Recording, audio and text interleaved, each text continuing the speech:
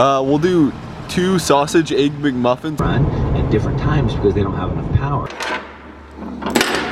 I always sit in the truck for like an hour. It's an hour drive here to the farm. And I'm always tired when I get here. So we're gonna do a quick 10-minute workout, get the blood flowing. It's gonna consist of sweeping. What else can be productive? Tire flipping and running half the farm and back.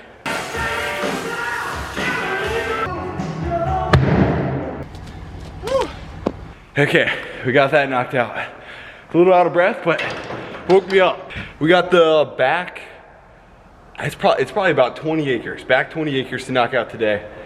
It's really hilly through there, so if it's a little slick, it's gonna be fun. I didn't realize this, but I thought my engine was using oil or something kind of bad was going with the engine, or I was leaking oil, but guys in the comment section on the last video actually said the oil, these combines will always use oil, so your oil will go down a little bit, and throughout the season you may have to add a little bit, or once it gets to the halfway point it just stops using oil, is what some people said too. So that's kind of nice. I thought something was going wrong there.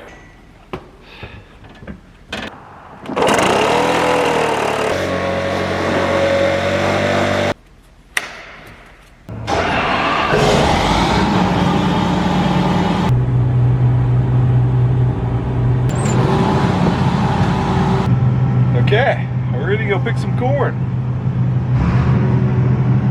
So today's Monday. Thursday we're actually going to be digging the water line and electric line across there. So the water line, it's not going to be the electrician, it's going to be a different guy. That's why we got the trencher out here. And we're going to dig that water. We'll have water out here pretty instantly, but electric's going to be 4 weeks yet, even though the line's going to be in. I'm just waiting on Mid-American, the power provider. That's where the tractor is, and we're gonna get there as fast as possible. I'm gonna time myself. It's 20 seconds. I won't lie to you guys, 20 seconds. I'd have been 15. Quick question for you guys who understand tillage and horsepower. I've got 125 acres of corn on corn that I'm gonna do. I'm borrowing the neighbor's deep ripper. It's a 5-shank, what model is it? 2700 disc ripper, spelled with a K or C, I don't know. I'm gonna be light on horsepower. I know that for sure with 8110, but can I get by for this season with 183 engine horse on this 8110 if I weight it down and just go real slow, like 3 or 4 mile an hour? Because it's not like I'm doing many acres, and I think next year I'll probably get a bigger tractor. Or I was watching, I watched Chet Larson Farms. But anyways, Chet had his 8430T tuned, and they did like a whole tune of the transmission, everything like that. Seemed like it was pretty safe. Since it's an 8110, technically, like, there's really very little difference between like an 8310, 8410, 8210, and 8110. So I'm thinking I could just throw a tune on it and get it up to 205, 210 horse, and it'd help a lot during tillage. But the question is, if you're only going to use it kind of for 1 year and you don't really need that horsepower anymore, if you get a bigger tractor, do you really need that tune for 1 year? So I guess it'd always be nice to have, but this will mainly be a planter, side dress, maybe sprayer tractor if I do spraying.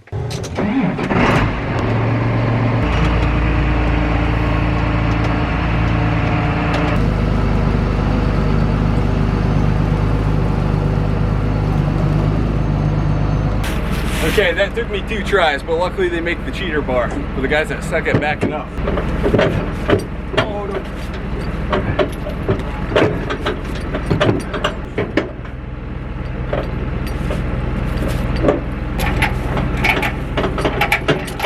It's gonna be slow picking today. We got a decent amount of down corn through there. Most of that over there is not too bad. Get the iPad set up. Right now, this field is a worse field than the other farm we were combining last video.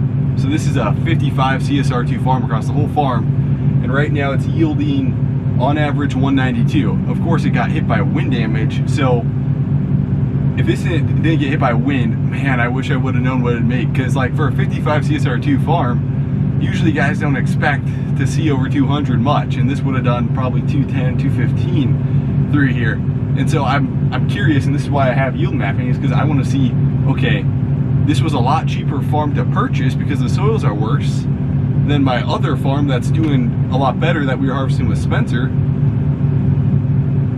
How is it going to yield differently? And I think what happens is, like this farm costs $5,200 an acre. Okay, so but my other farm for the soils, I paid probably about $10,000 per acre tillable on that, where this was $5,200 an acre. So that was double the price. But right now it's only yielding 30 to 40 bushels better. And most guys know this that have been farming forever, but I realize the reason stuff comes at a premium is because you pay really good for topsoil. Is because in years when it's tight with inputs and stuff, that's going to be a farm that actually makes you money, and this might be a farm that breaks even or loses money in a really tight year. So that's why there's so much premium for really high quality dirt.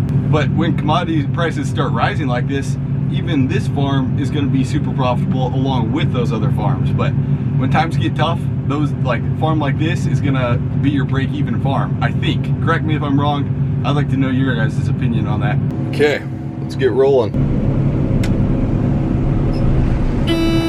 But one thing I forgot, I'm gonna adjust those snouts. You can adjust the snouts, and we had them all the way up because we were in good corn, but I'm gonna put them down because a lot of this is a different farm. It's down corn. We're gonna lower that as close as possible to the ground so that way it doesn't crush me if it falls, and I won't even get under the head. Okay, now we should be good to go. We got a lot of corn stalks piling up here. This is where those cone rolls would be super nice because it just keeps the corn in there.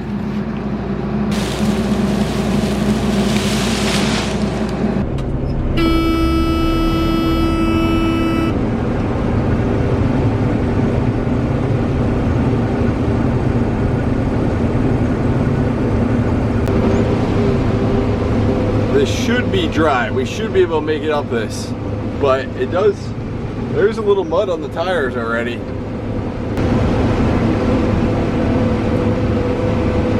Come on. We're sliding. We're sliding. Gosh, I can't believe it's that wet already. It's been 75 degrees and windy for the past 2 days, and that's still a little sloppy. Keep in mind we're on a hill. If it was flat, that'd be so easy. I saw a guy make a TikTok the other day of the SDS sound. Dude, I personally love it. It sounds cool when that auger's going.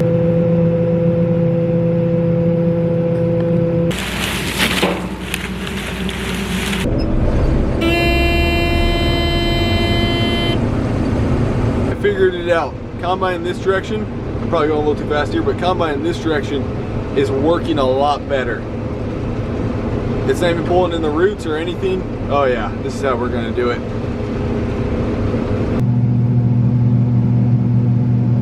We have about 47,000 pounds on us. It's nothing too crazy, but there's one muddy spot through here.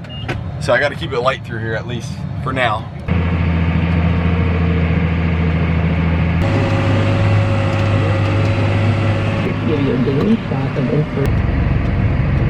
Okay, wagons are back. I'm gonna jump in the combine quick and jump in a meeting. That'll probably take 30 minutes, maybe an hour. Then we'll keep combine. This is so steep that the combine's run out of power in first. Come on, stop. The combine's literally run out of power in second gear. We gotta go to, well, we're gonna back down the hill. Okay, we're gonna try this. We're gonna try finishing this. It's pretty dang steep. We were running out of power in second gear, so we had to downshift to first. I just want to finish the top of this hill and unload. My gosh, can barely climb in first gear. Okay, we're gonna have to keep these loads light, and I guess we're going in first gear. Wow, I knew it was pretty steep. I thought she'd have a little more, especially, gosh darn, especially when we're harvesting, I guess too. It's taking a lot of power away. Checking the ground, it's soft, but it's not slick. It's soft, but it's not slick through here. But there was some standing water through here, I thought. It does get pretty soft through here. Well, we're gonna try it.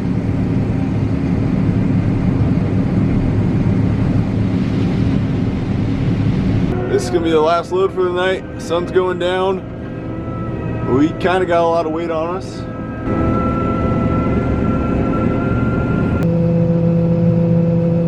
Okay, we're gonna get that, let that cool off, get the tractor started, let it warm up.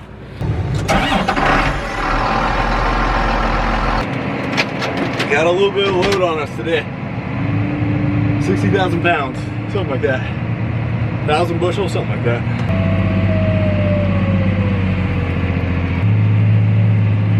There we go.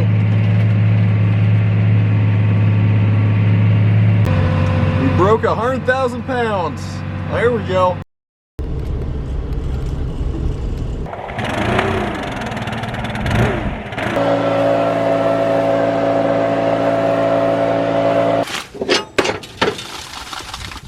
Check the oil. It's not even cold, but we gotta get a cold start. It wouldn't be a start without a cold start. PSI gauge, PSI gauge. Yes, there we go. There's one tire back here that looked pretty flat when I had it loaded. It's at 80, it's not bad. I remember as a kid, the first memory I had driving a tractor was, I think it was driving an 83 or 8400. It was just my uncle's, and we were, basically we hopped in it to just pull wagons around a bin essentially. And he let me drive it, or my dad let me drive it. And I remember I had it in first gear, just probably lowest idle, pulling it around. I was just looking everywhere as a kid, and I thought I was flying in that tractor. It was crazy at that time. And then for the next 2 weeks at school, I'm just daydreaming of that memory. It's pretty crazy. It's a Honda. Did she start on the first start?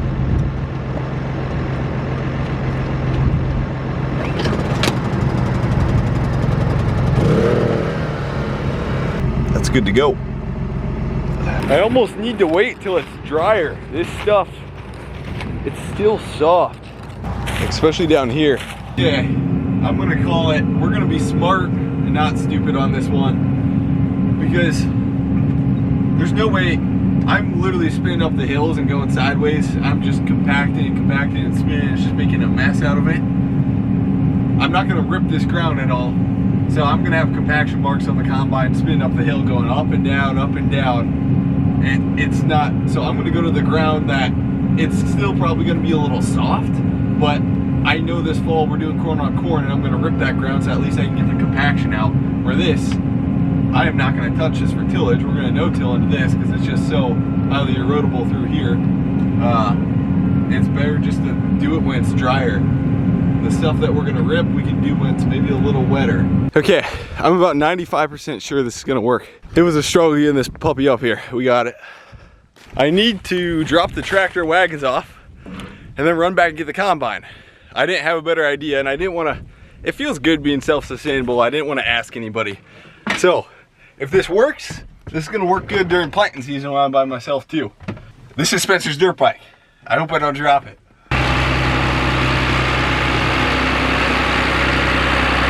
I would use my dirt bike. It has a flat tire though. So Spencer, if I run this over, which I'm not gonna, I will give you my dirt bike. This thing is just perfect on there. We have about a 4.5, 5 mile ride back there. Getting it off is gonna be a ton easier than getting it up. It was a pain.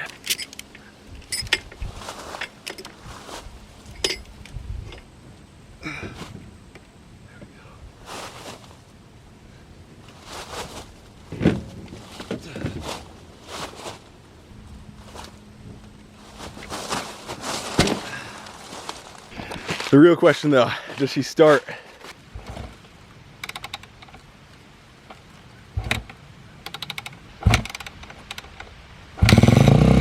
Oh, come on, come on, come on.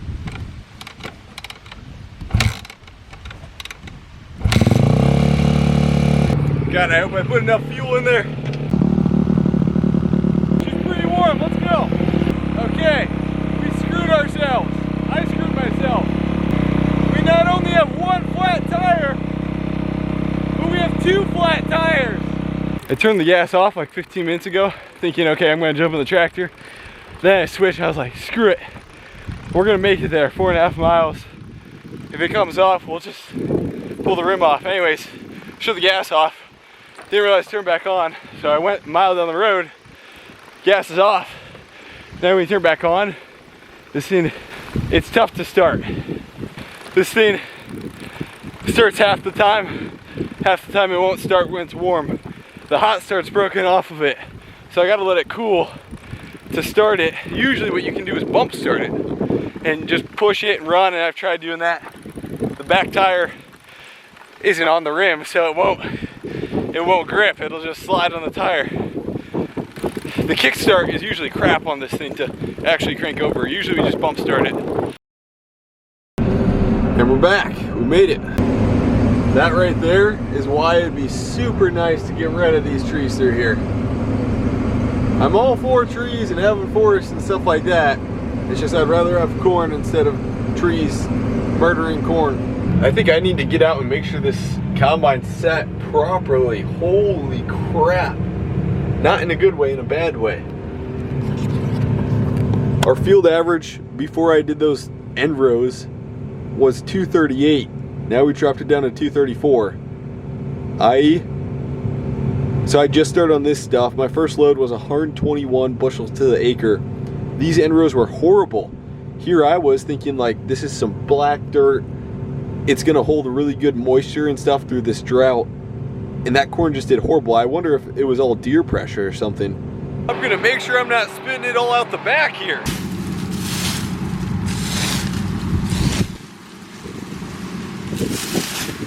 There's definitely more corn on the ground than I'd like to see. I don't know why it would have changed from going from... The sample seems plenty clean. It's slimy, real slimy. God, it's kind of wet through here. I know right through here always stays wet, so if I can stay out of here, we'll be good. Everything else seemed fine until we got into some mud and it just clogs the tires. I should be able to back up out of it though. Slowly back our way out of here. We're not that full. Oh yeah. Luckily it doesn't sink. It doesn't sink that bad.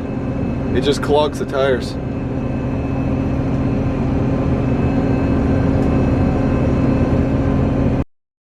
All my cameras died last night, but we filled up a wagon load and we didn't think it was gonna rain. Checked the weather, wasn't gonna rain, and then we wake up at 5 a.m. and hear rain coming down in the shed. Of course it always sounds louder in the shed, and it's downpouring. So we have a wagon out there with a little bit of rain on it. Now I tried researching on like forums and stuff. Does rain even affect corn? Like if it's sitting in a wagon? The corn ended up testing 16.2. I talked to the elevator guy and he said rain doesn't really even affect the corn, luckily. So I guess that wasn't too bad. They're still gonna put it through their wet bin just to make sure it all kind of dries down real nice and stuff. And we need grease for the combine. I gotta grease it. It's been 50 hours.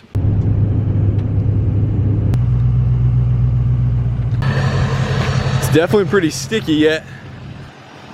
Wonder why I couldn't steer yesterday. Holy Toledo. Okay, we're finally gonna get going for the day. Ground's gonna be soft. Corn's pretty dry already, so we're gonna go. Okay, while we're waiting for the combine to warm up, this is crazy. I shouldn't be sitting in a combine cab telling you guys this. I've been waiting for this day for 10 years. To explain, on October 20th, 2011, I was in like 7th grade or 8th grade, and I got a text. And I just pretty much ignored it and stuff. And it said, "What's up, babe? How's work?" And I just ignored it. And me, I always keep my texts and just like everything in my phone until I have to delete it. Well, like 5 years ago, I saw that text that was still in there. And then a couple years later after that, saw the text was still in there. And I was like, shoot, I am going to wait 10 years to reply to this person. It is now October 20th, 2021. And I am gonna prank this person back and reply to them 10 years later. This is probably the coolest moment in my life right now. October 20th, 2011, at 1:57 a.m. At the end of the day, I'm gonna think of something to say. I've had 10 years to think of something, and I still can't think of something to say back. I was thinking of saying something like, hey babe, sorry, been busy working, or something. I hope they respond back though, because if they don't respond back, it's gonna ruin a 10-year prank. Here's the variety difference. Now, height doesn't matter or play a role, but I can easily tell the difference between varieties. This is Whiffles. We're getting to the middle of the field. It's starting to do better. This is Pioneer. It'll be 12 rows of Pioneer. It's a lot shorter. That doesn't mean anything though. So we'll see how it does, I guess. All right, so I'm gonna be running a grade cart for Grant today. Right now we have 2 empty wagons. We're gonna be unloading on the go, and then hopefully I'll be able to keep up with Grant. It takes me about 50 minutes to go into town, come back, full round trip, and this corn isn't yielding what one of the top fields did.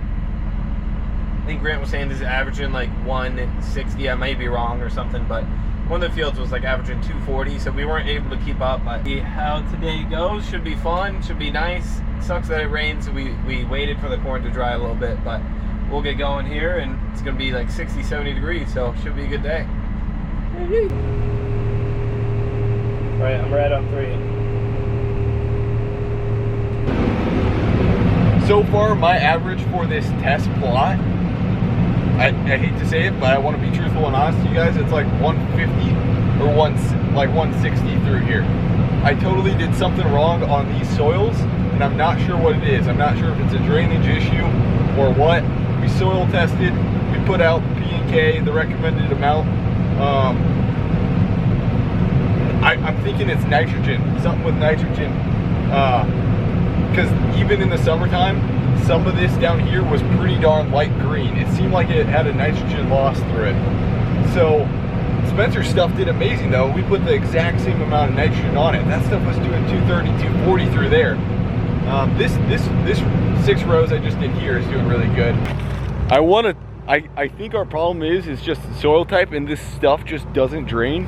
I want to tile this whole thing through here. I would absolutely love to, because I don't think it has much tile in here, and it's good soil. It's just it doesn't drain. It just stays real muddy, and it's pretty clayey too. So we can't get through there. I left most of that corn, but I've got to the point where I should be able to go up and down now, and we should be able to make it. We made it to the end row essentially. We're gonna top Spencer off here. He's gonna be close to full.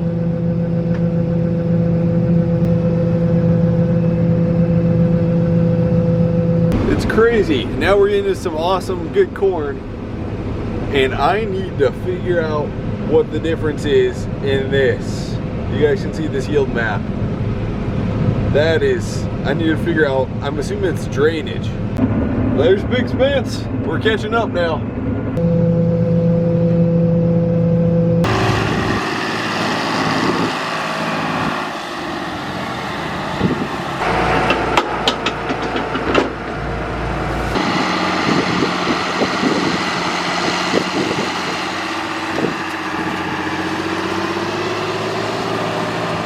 We're getting into some really good corn now, and I gotta take a look at this, see what was wrong with those spots over there, but both these hybrids are doing awesome now towards this section of the field. I think it's a drainage issue.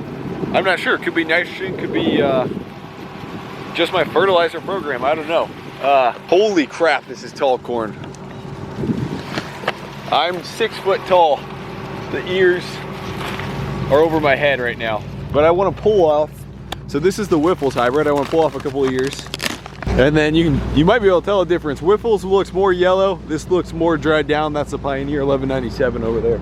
Here is the Pioneer 1197 corn versus the Whiffles. I'll put the variety on screen. I literally have it at home on the computer. I don't have it. I should have it with me. So this Whiffles strip is doing 290, 280. It's gonna finish good.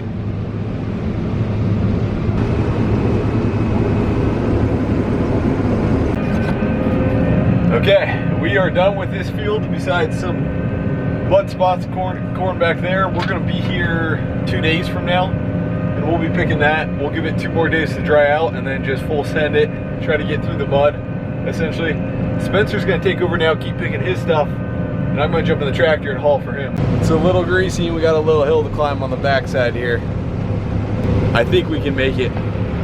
Now you know the feeling of hills, Spence, not just flat stuff.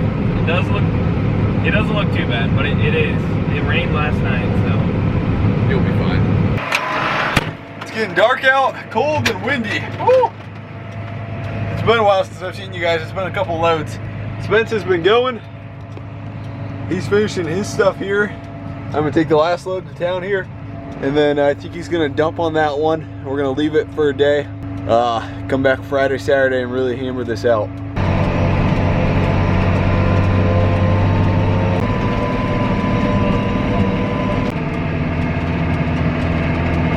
Well guys, seriously, thanks for watching. And yeah, we'll see you guys in the next one. I go straight from the bank, gassing up the tank, cranking up the radio, playing old Hank. It ain't that long till I'm back at the pond. I'm pulling up the truck,